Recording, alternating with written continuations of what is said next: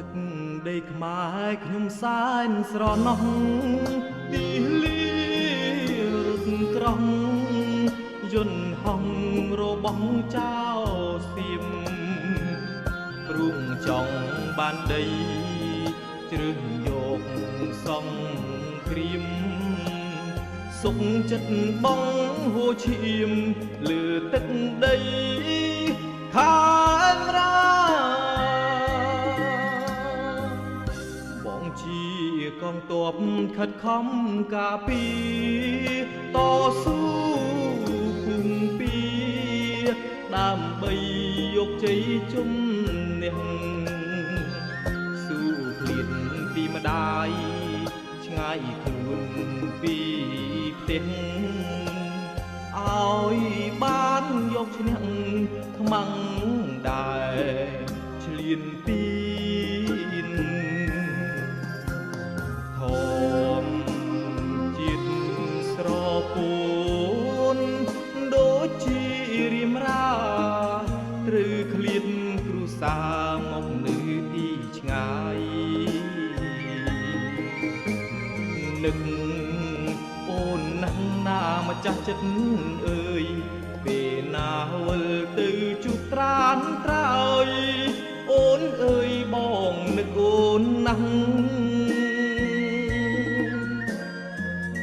ក្នុងព្រៃត្រជាក់ខ្លាំងណាស់អូនអើយស្រុកយើងមិនហើយម៉ានេះកំពុងធ្វើអ្វីបងនៅជួមុខការពី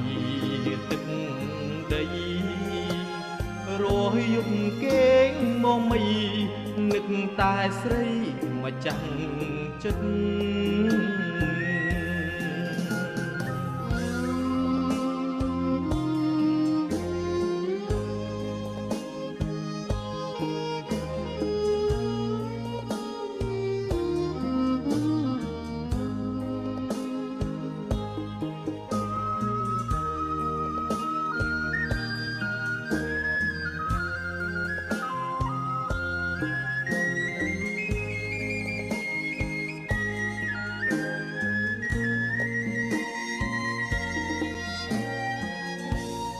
ព្រៃ